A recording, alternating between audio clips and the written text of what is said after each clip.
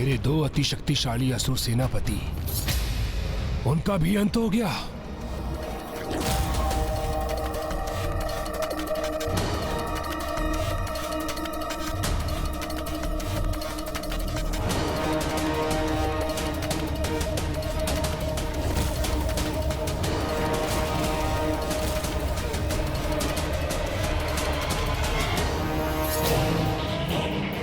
तुम्हें क्या प्रतीत हुआ? मेरा शीश जीवन रहित कर और मेरे महान 2 योद्धाओं का अंत कर तुम इस युद्ध में विजय प्राप्त कर रहे हो। किंतु सत्य तो यह है, मैं इस युद्ध में विजय प्राप्त कर चुका हूं, क्योंकि गोपिकाएं नहीं तो दुग्ध अभिषेक के लिए दुग्ध नहीं, और दुग्ध नहीं तो देवी आदिशक्ति की पूजा पूर्ण नहीं। अधूरा रह गया उनका अनुष्ठान, और अस्त्र भी उठा लिए उन्होंने, अर्थात पूजा और प्रतिज्ञा दोनों भंग हो गई, दोनों भंग हो गई।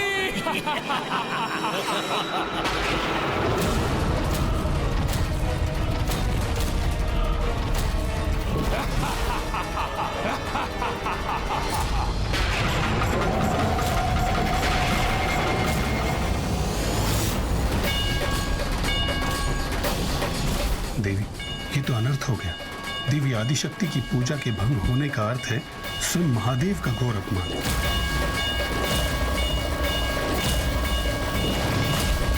आदिशक्ति और विजय हुआ है दुर्गमासुर। देवी आदिशक्ति का अनुष्ठान भंग कर दिया मैंने, और तुम देवता मुझे रोकने में असमर्थ रहे।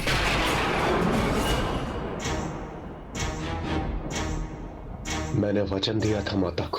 आप तनिक भी चिंता मत कीजिए, अगले 3 दिवसों में हम सभी अपनी सम्मिलित शक्ति से दुर्गमासुर को रोक कर ही रहेंगे। उनके अनुष्ठान को पूर्ण करने हेतु जिस दुष्ट की आवश्यकता थी उन्हें, उसी दुष्ट को उन तक नहीं पहुंचने दिया मैंने।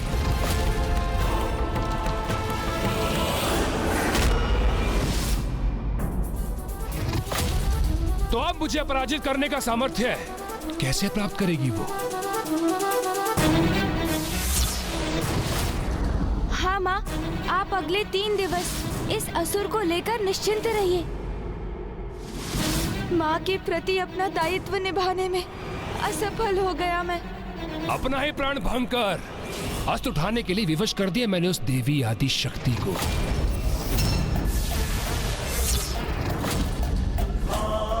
मैं विश्वास दिलाता हूँ माता कि इन 3 दिनों में आपको अस्त्र शस्त्र धारण करने की कोई आवश्यकता नहीं होती।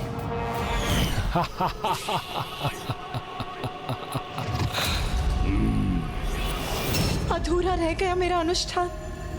3 दिवस तक निरंतर पूजा कर और इस अवधि में अस्त्र न उठाने का रण लिया था मैंने, जो पूर्ण नहीं कर सकी मैं। क्षमा कीजिए माता, क्षमा कीजिए माता, क्षमा कीजिए। आपकी पूजा की सहायता के स्थान पर हमने आपकी पूजा भंग कर दी, इसमें हमारा ही दोष है। क्षमा कीजिए माता।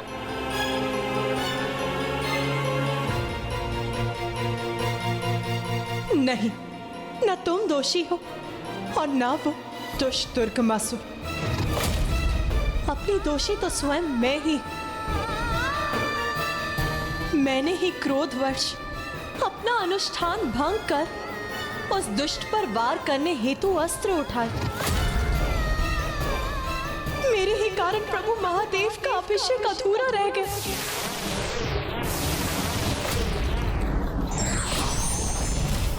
अब मेरी इस भूल का जो भी दंड प्रभु मुझे देंगे वो मुझे स्वीकार है।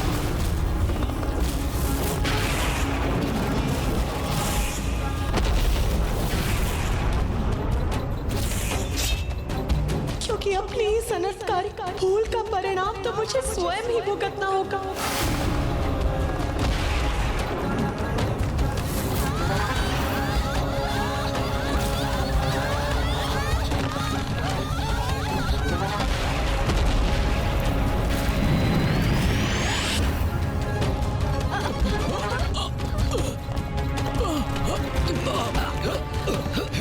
ये कैसा कंपन है? प्रभु महादेव के अपार क्रोध के जागृत होने का संकेत है ये।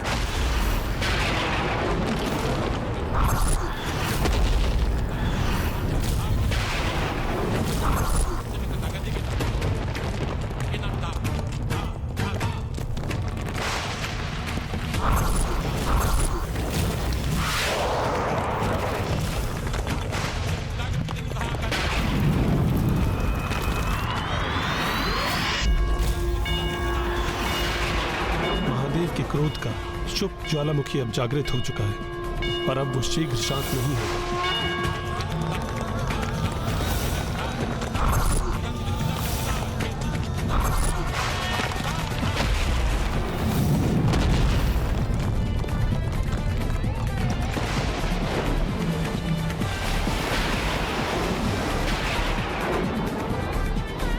इनके क्रोध में तो निरंतर वृद्धि होती जा रही है।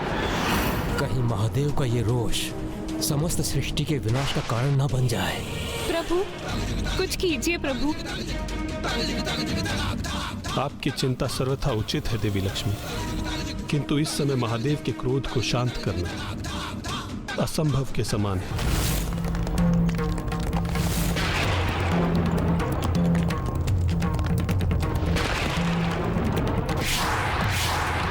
ये तो डमरू का नाद है, तो कहीं पिताश्री? हाँ गणेश, मुझे भी ऐसा ही प्रतीत हो रहा है। ये अवश्य ही पिताश्री का ही क्रोध है, जो उनके डमरू का नाद बनकर समस्त विश्व में गूंज उठा है। यदि जगत पिता देवातिदेव महादेव का क्रोध शांत ना हुआ तो प्रलय आ जाएगी।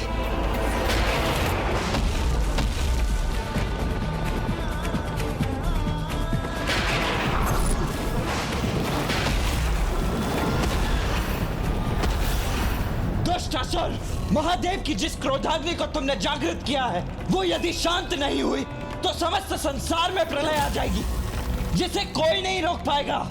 और इस क्रोधाग्नि में सर्वप्रथम तुम भस्म होगे, इसका तनिक भी भान है तुम्हें? अब तुम्हारी इस चतुराई में उलझकर मैं आशंकित और भयभीत होने वाला नहीं हूं, इसलिए व्यर्थ का प्रयास मत करो।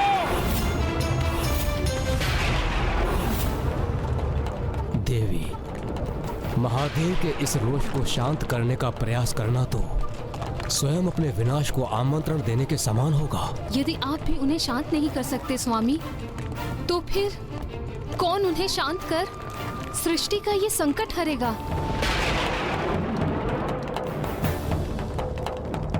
इस महासंकट का कारण मैं ही, तो प्रभु को शांत करने का दायित्व भी मेरा ही है।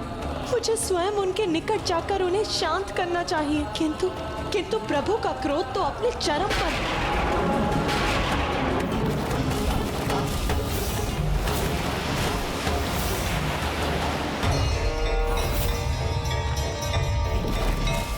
तो उनके इस चरम क्रोध का प्रकोप सृष्टि नहीं, मैं स्वयं सहूंगी।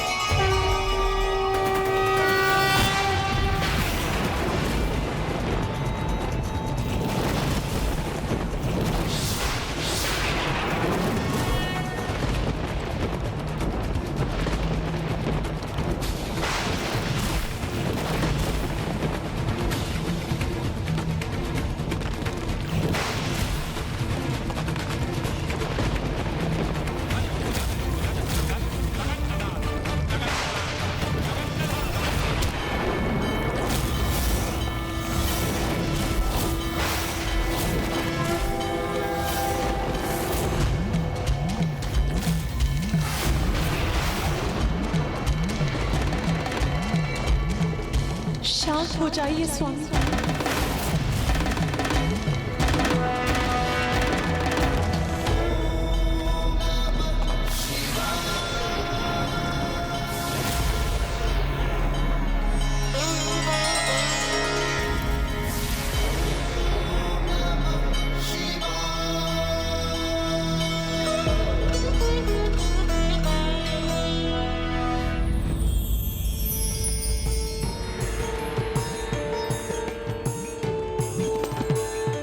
अद्भुत अद्भुत दृश्य है ये। जब हम सभी महादेव को शांत करने हेतु उनके समीप जाने में असमर्थ थे, तब देवी पार्वती ने केवल अपने स्पर्श से उन्हें शांत और शीतल कर दिया।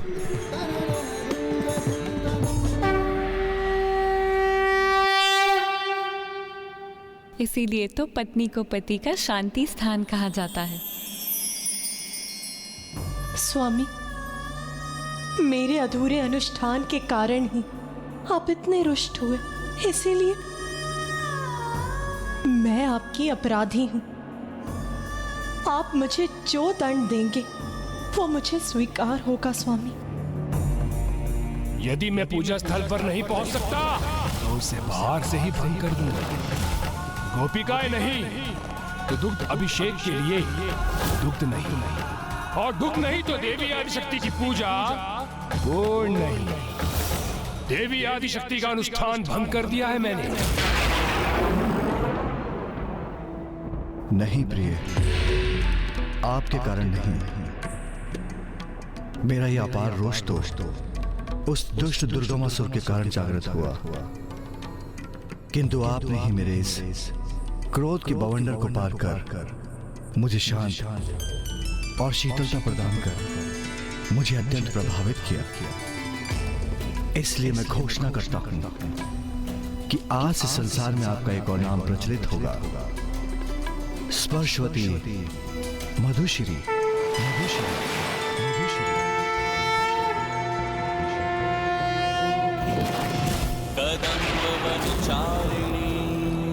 मुनिकदम्ब कादम्बिनी नितम्बजित भूधरां सुरनितम्बिनी सेवितां नवम्बुरुहलोचनां भिनवाम्बुदश्यामलां त्रिलोचन कुटुम्बिनी त्रिपुर सुंदरीमाश्रये। और आपके स्वरूप में जो भी भक्त आपकी भक्ति करेगा वो सदैव क्रोध से मुक्ति पाएगा।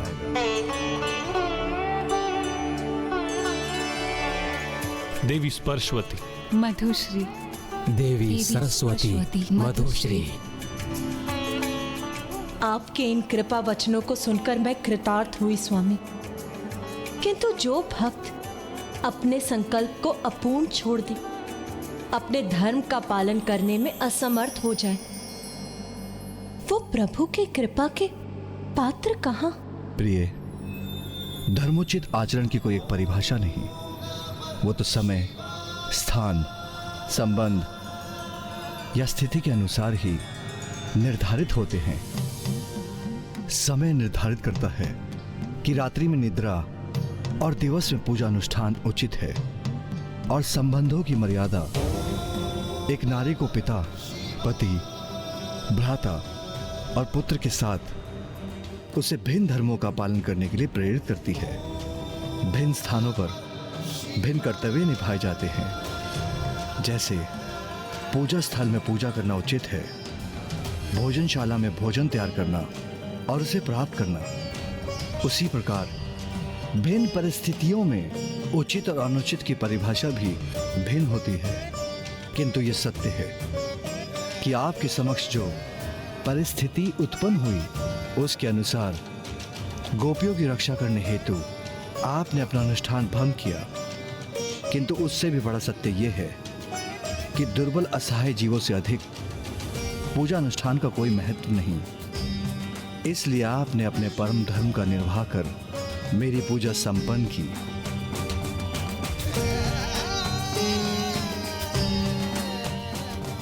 किंतु स्वामी, पूजा की अवधि का भी तो महत्व है।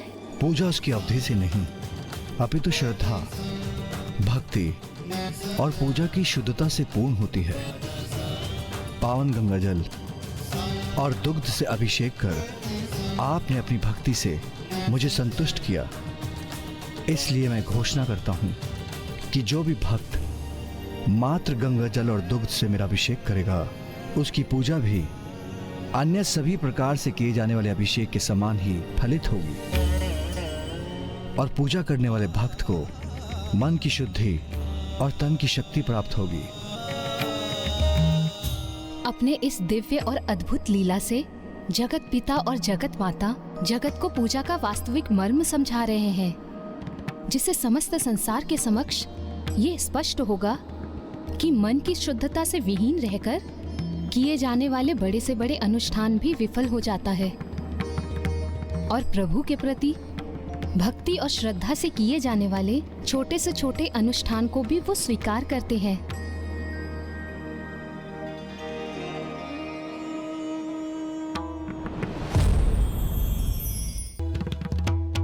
स्वामी, यदि आपने मेरी पूजा को संपन्न मानकर स्वीकार किया है तो आप मुझे मेरी संपूर्ण शक्ति का वरदान प्रदान करें, जिससे मैं उस दुष्ट दुर्गमासुर का वध करूं, जिसने अवैदिक अनुष्ठान से दैविक शक्तियों को प्राप्त किया है। मैं आपसे पृथक कहाँ हूँ देवी? भला मैं आपको क्या वरदान दे सकता हूँ? आप और मैं एक ही तो हैं।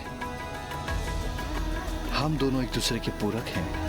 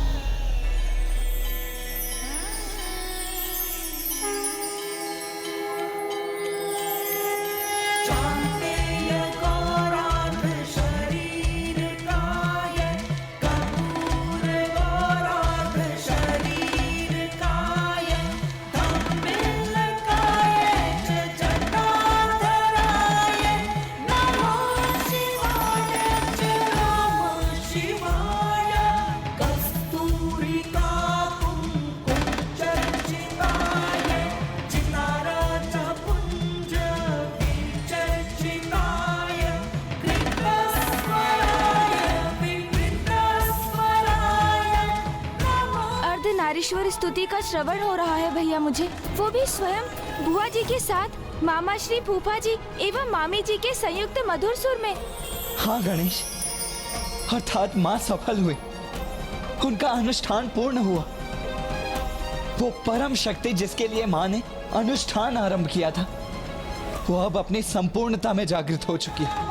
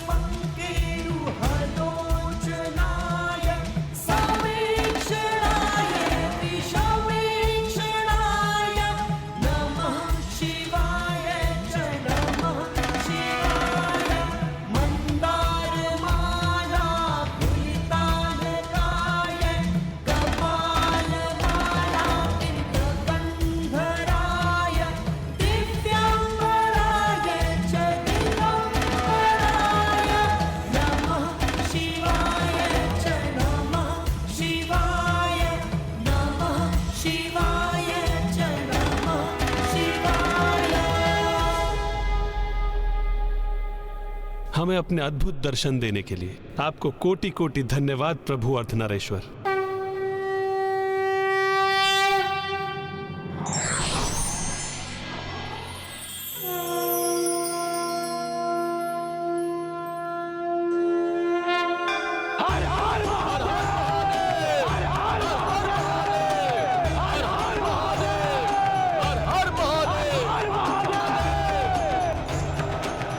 जब आपकी पूर्ण शक्ति का संचार हो चुका है तो अब आप उस दुष्ट असुर के वध के लिए प्रस्थान कीजिए।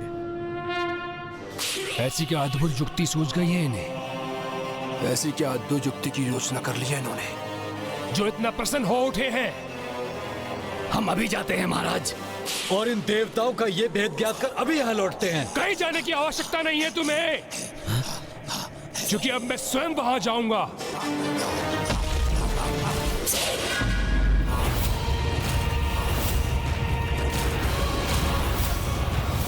देवताओं, योजना रची है तो उसे क्रियान्वित भी करो। आओ युद्ध करो मुझसे, क्योंकि अभी सूर्यास्त होने में कुछ समय शेष है। क्यों अपनी माता की पूजा भंग करने का प्रतिशोध नहीं लेना तुम्हें? तो प्रतीक्षा किस बात की? आओ आगे आओ, युद्ध भूमि है ये, उसे अपने पराक्रम से सार्थक करो। बुलाओ अपनी देवी आदि शक्ति को, मैं भी तनिक परिचय प्राप्त करूं, मैं भी तो ज्ञात करूं कि वो है कौन। तुम्हारी मृत्यु, तुम्हारी मृत्यु, तुम्हारी मृत्यु।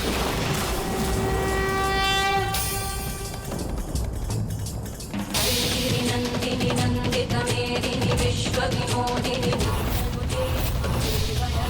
शिरोगिनी वासिनी विष्णु विलासिनी विष्णु भगवती देशिति कुटुंबिनी भूरि कृते जय जय हे महिषासुरमर्दिनि रम्यकवर्दिनि शैलसुते जय जय हे महिषासुरमर्दिनि रम्यकवर्दिनि शैलसुते। प्रणाम माँ।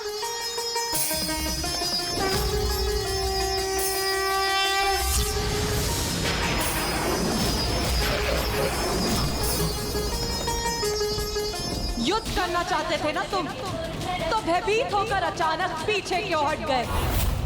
साहस है तो आगे बढ़ो, आगे बढ़ो और अंत करो इस युद्ध का। दुष्ट असुरों, युद्ध के लिए स्वयं प्रस्तुत हूं मैं यहाँ, तो आओ आगे बढ़ो और युद्ध करने की अपनी लालसा को पूर्ण करो।